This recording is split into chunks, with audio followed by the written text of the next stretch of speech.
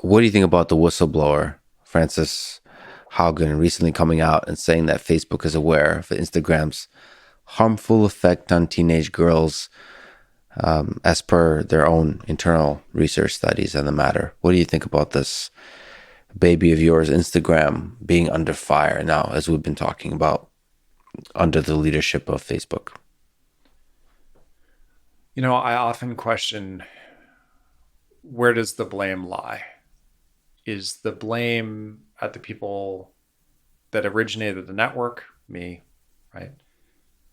Is the blame at like the decision to combine the network with another network with a certain set of values? Is the blame at how it gets run after I left? Like, is it the driver or is it the car, right? Um, is it that someone enabled these devices in the first place? If you go to an extreme, right? Or is it the users themselves, just human nature? Is it Sure. just the way of human nature? Sure. And like the idea that we're going to find a mutually exclusive answer here is crazy. There's not one place. It's a combination of a lot of these things. And then the question is like, is it true at all? Right? Like, I'm not actually saying that it's not true or that it's true, but there's always more nuance here. Do I believe that social media has an effect on young people? Well, it's got to. They use it a lot. And I bet you there are a lot of positive effects, and I bet you there are negative effects, just like any technology. And where I've come to in my thinking on this is that I think any technology has negative side effects. The question is, as a leader, what do you do about them? And are you actively working on them, or do you just like not really believe in them? If you're a leader that sits there and says, well, we're going to put an enormous amount of resources against this, we're going to acknowledge when there are true criticisms, we're going to be vulnerable and that we're not perfect, and we're going to go fix them, and we're going to be held accountable along the way. I think that people generally really respect that.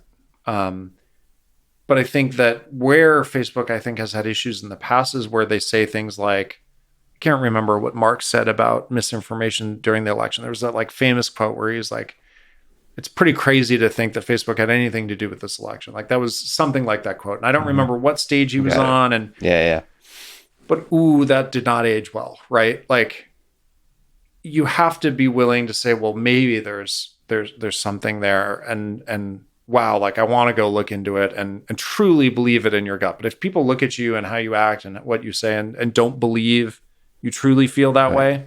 It's not just the words you say, but how you say them, and that people believe they actually Right. feel the pain of having caused any suffering in the So world. to me, it's much more about your actions and your posture post event than it is about debugging the why. Because I don't know, is it like I don't know this research. It was written well after I left, right? Like, is it the algorithm? Is it the explore page? Is it the people you might know unit connecting you to, ideas that are dangerous? Like I really don't know. Yeah. So we'd have to have a much deeper, I think, dive to understand where the blame lies. What's very unpleasant to me to consider, now, I don't know if this is true, but to consider the very fact that there might be some complicated games being played here. For example, as somebody, I really love psychology, and I love it enough to know that the field is pretty broken in the following way. It's very difficult to study human beings well at scale, because the questions you ask affect the results. You can basically get any result you want. And so you have an internal Facebook study that asks some question of which we don't know the full details, and there's some kind of analysis, but that's just the one little tiny slice into some much bigger picture. And so you can have thousands of employees at Facebook. One of them comes out and picks whatever narrative, knowing that they become famous, coupled with the other really uncomfortable thing I see in the world, which is journalists seem to understand they get a lot of clickbait attention from saying something negative about social networks. Certain companies, like they even get some clickbait stuff about Tesla or about, especially when it's like, when there's a public famous CEO type of person, if they get a lot of views on the negative, not the positive. The positive they'll get, I mean, it actually goes to the thing you were saying before. If there's a hot, sexy new product that's great to look forward to, they get positive on that. But absent a product, it's nice to have like the CEO messing up in some kind of way. Mm, And so couple that with the whistleblower and with the this whole dynamic of journalism and so on, with Social Dilemma being a really popular documentary, it's like, all right, my concern is there's deep flaws in human nature here in terms of things we need to deal with, like the nature of hate, yeah. of bullying, all those kinds of things. And then there's people who are trying to use that potentially to become famous and make money off of blaming others for causing more of the problem as opposed to helping solve the problem. So I don't know what to think. I'm not saying this is like, I'm just uncomfortable with, I guess, not knowing what to think about any of this, because a bunch of folks I know that work at Facebook on the machine learning side, so Jan LeCun, I mean, they're quite upset by what's happening, because there's a lot of really brilliant, good people inside Of Facebook that are course. trying to Yeah. do good. And so like Jan is all one of of this them. press, Jan is one of them. Yeah. And he has an amazing team of the machine learning researchers. Like he's really upset with the fact that people don't seem to understand that this is not, the portrayal does not represent the full nature of efforts that's going on Facebook. So I don't know what to think about that. Well, you just, I think, very helpfully explained the nuance of the situation and why it's so hard to understand. But a couple things. One is, I think I have been surprised at the scale with which some product manager can do an enormous amount of harm to a very, very large company by releasing a trove of documents. Like I think I read a couple of them when they got published, and I haven't even spent any time going deep. Part of it's like I don't really feel like reliving a previous life, but wow,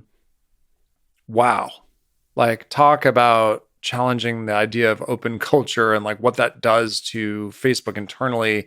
If Facebook was built, like I remember, like my office, we had this like no visitors rule around my office because we always had like confidential stuff up on the walls, and everyone was super angry because they're like, that goes against our culture of transparency. And like Marx in the fish cube or whatever they called it, the aquarium, I think they called it, where like literally anyone could see what he was doing at any point. Um, and I don't know. I mean, other companies like Apple have been quiet slash lockdown. Snapchat's the same way for a reason. And I don't know what this does to transparency on the inside of startups that value that. I think that it's a seminal moment. And you can say, well, you should have nothing to hide, right? But to your point, you can pick out documents that show anything, right?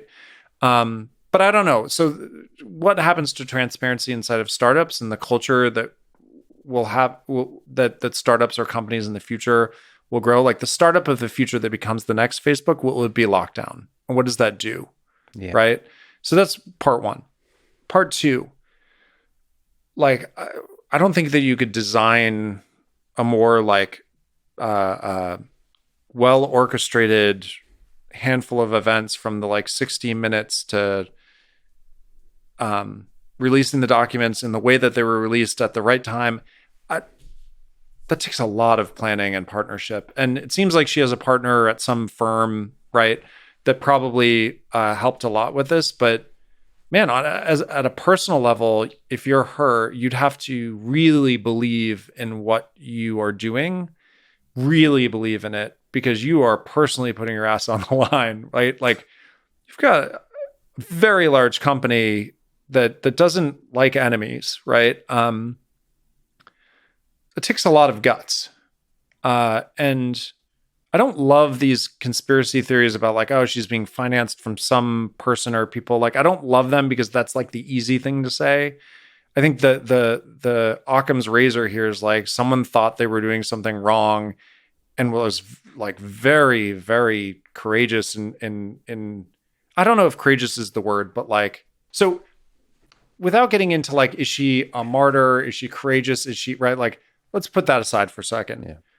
Then there are the documents themselves. They say what they say.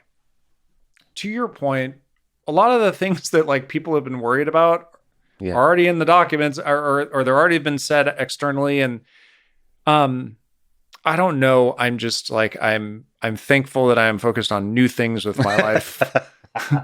Well, let me just say, I just think right? it's a really hard problem that probably Facebook and Twitter are trying to solve. I'm actually just fascinated by how hard this problem is. There are fundamental issues at Facebook in tone and in Yes. an approach of how product gets built and the objective functions um and since people organizations are not people, so Jan and Fair, right? Like there are a lot of really great people who like literally just want to push reinforcement learning forward. They literally just want to teach a robot to touch, feel, Mm. lift, right? Like they're not thinking about political misinformation, right? Yeah.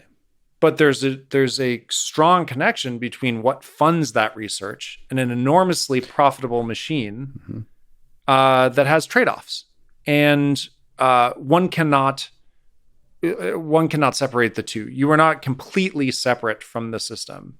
So I agree. It can feel really frustrating to feel if you're internal there that you're working on something completely unrelated and you feel like your group's good. I can understand that. But there's some responsibility still. You have to acknowledge, it's like the Ray Dalio thing. You have to look in the mirror and see if there's problems, and you have to fix those problems. Yeah.